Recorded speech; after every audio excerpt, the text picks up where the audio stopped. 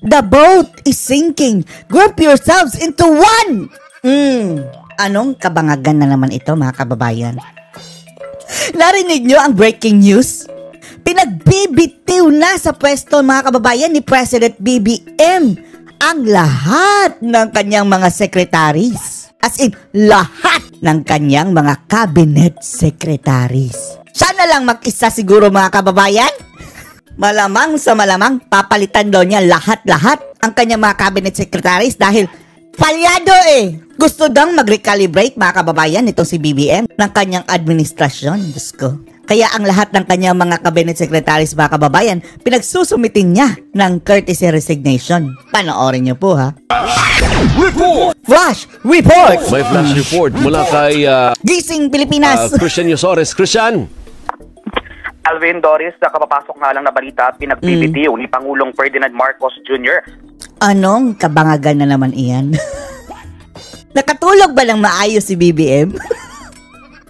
Baka galing yan ng party, ha? Kagabi at mayroon pang hangover, kaya kung ano-ano mga pinagsasabi. Gayon pa man, mga kababayan. Tingnan natin kung anong epekto niyan. Lahat ng cabinet secretaries batay sa anunsyo ng Presidential Communications Office. Ayon sa PCO, ito ay isang decisive move ng Presidente. Decisive move?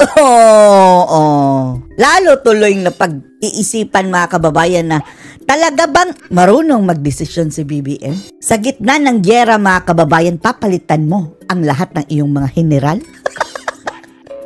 Bahala siya! Bahala siya. Kung ganun pala, surrender ka na. Bakit hindi na lang siya ang magbitiw, mga kababayan? Para i-recalibrate o ayusin ang kanyang administrasyon matapos na ang nagresulta ng katatapos lamang na 2025 midterm elections. Ang lahat ng ito ay para sa eleksyon lang pala? Akala ba natin ayaw na natin ng pamumulitika? Buti nga, mga kababayan. Kung gayon, malamang, tanggal si Remulla. Tanggal. Ang dalawang Remulla pala, no? Tanggal yung DA secretary.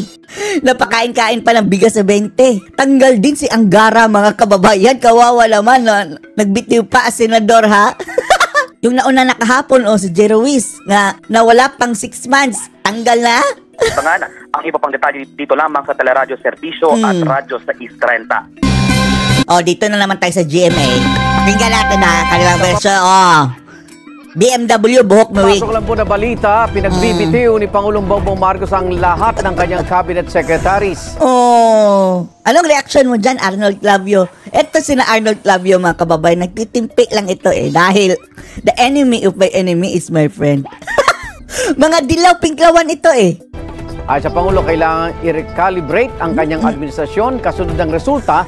Kahit anong ipalit dyan, mga kababayan, kung si BBM pa mismo, kung siya mismo ang may problema, yun nga weak leader daw, mga kababayan. Kahit sinong ipalit mo, kung ikaw mismo ay hindi alam kung paano mamuno, wala pa rin yan. Ika nga sa kasabihan, mga kababayan, na kung ang gagawin mong leader sa grupo ng mga leon ay isang aso, ay ang mangyayari, mamamatay na parang aso ang mga leon na ito. Samantalang kung ang ilalagay mong leader, kahit pa sa grupo ng aso, mga kababayan, ay isang leon, ay ang mga asong ito, they will fight like lions. Moral lesson, nasa leader iyan, mga kababayan. Kahit gaano kagaling yung gabinete mo, kung ikaw mismo na isang leader ay parang aso, mamamatay na parang aso yung mga kakampi mo. Ng eleksyon 2025, anya hindi raw ito tungkol sa mga personalidad, kundi sa performances. Kailangan niya raw desisyonan kung sino-sino ang mananatili. So hindi pala automatic na masisibak lahat. Magdi-decide pa siya, mga kababayan, kung sino-sino. Bakit hindi mo na lang diretsuhin? Ikaw ang presidente Sibak ko. Ito, sibak. Iiwan ko ito si friendship. Hindi pala lahat, mga kababayan, ay sisibakin. Mamimili pa siya. At ang masakla pa dito, mga kababayan, baka ang ipapalit niya, ay mas malala pa.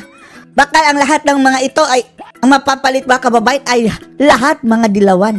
Naloko na, mga kababayan. Lalo kang mapupunta sa basurahan niyan, BBM. Baka sa kanilang performance sa kanilang ahensya. How about your performance? Ano nga ba yung rating mo, BBM? Trust rating at performance rating? Bagsak. Bakit hindi na lang ikaw ang mag-resign? Tiyak ng Pangulo na hindi naman daw dito maantala ang anumang serbisyo ng gobyerno. Pagkatapos inubos yung pera, Sige, May bahala dalawa dyan siya. na ano eh. Hayaan natin. May dalawa na babay na eh. Oh, may dalawa na babay na. Una, napapabalita mga kababayan sa J. Ruiz, PCO Secretary. Ilang ulit na silang nagpalit ng PCO Secretary. At sino yung pangalawa na babay na? So we have breaking news. Oh, President Ferdinand Marcos Jr. calls for the courtesy. Eto mga kababayan, no? Eto na ngayon ang makabagong tagapagtanggol ng Marcos administration. Ang traidor na ito. Traitor. Dati pasipsip sa mga Duterte mga kababayan. Ngayon, anong sabi niya kay VP Sara Duterte? Gabundok na daw ang ebidensya sa fund misuse na ginawa ni VP Sara. Kaya pinagtanggol niya si Tambalos-los mga kababayan, ang animal na itong si Erwin Tulfo. Resignations of his cabinet secretaries. The move is aimed at recalibrating his administration following. Kahit anong recalibrate niyan, kung siya mismo ay kailangan i-calibrate din. Wala na eh. Too late na mga kababayan. Kahit pa mag-calibrate ng calibrate siya dyan, kung hindi niya babaguhin ang kanyang ugali at sa lahat ba naman ng kanyang ginawa, paano niya mababawi yun? Yung mga nasayang na pera sa ayuda na walang kwenta, billions and billions of pesos, yung nasayang na pera sa Maharlika Fund, paano mo mababawi iyon? Ibalik mo, Marcos. Paano mo maibabalik si Tatay Digong na napakalaki ng nagawa dito sa ating bansa? Yung mga perang kinuha nyo sa health, sa mga bangko, DBP, Land Bank, mga blankong JAA. The results of the midterm elections. Palitan mo rin si Tambalos-los. Yan. Malacanang adds this will Yan ang pinakamalaking recalibration mo. give the president some elbow room to evaluate the performance of each department. Nakakatawag isipin mga kababayan. Siya ang mag-evaluate ng performance. Maganda ba ang performance ito? Si Bak. How about you, BBM? Paano mo i-evaluate ang iyong performance? Pwede mo rin bang sibakin ang sarili mo? Sasabihin na naman nila mga kababayan, atat lang kayong maupo si Sara Duterte. Kahit hindi si VP Inday ang uupo, hindi yan kailangan ni VP Sara. Kahit sino mga kababayan, basta mapalitan lang ito. Mag-resign lang siya. Sige. So pwede sabay sila ni VP Inday, pero paano si Tambalos-los ang mag-overtake? Mag-election na lang ulit. Takbo silang dalawa ni VP Sara. Snap election, BBM. And then, hayaan natin na mag-decide ang sambayan ng Pilipino. Kung mananalo ka uli, di bahala ka, dyan ka na. Tingnan natin. And ewan lang din natin, ha? 14% nga ba yun? Rating nun sa publikos? The step is also seen as a clear transition to a more focused and performance-driven leadership. Diyos ko, mag-uumpisa na namang muli mga kababayan. Approach. The president says it can no longer God save the be Philippines. business as usual and government needs to act fast. Grabe. Kung makapagsalita, grabe parang ang gandang move niyan mga kababayan. First time in history ito mga kababayan na kasagsagan ng gyera, ha? Kalagitnaan ng termino, pinagpaparesign mo ang lahat ng cabinet secretaries mo. To deliver services to Filipinos. All right. Kawawang Senator Pilipinas. God bless the Philippines. Your reaction. This is breaking news on the president asking courtesy resignations. Anong alam nito mga kababayan? Of all cabinet secretaries. Ambisyoso din yan maging presidente eh. If you're asking for my opinion, Ms. Karen, I would say high time. It's now or never. Tama po, Mr. President. Yes, man. What do you expect? Yes, man, ito mga kababayan eh. Ito ang makabagong aso mga kababayan ng administrasyon. Although, natutuwa tayo mga kababayan dahil the boat is sinking na sa Marcos administration.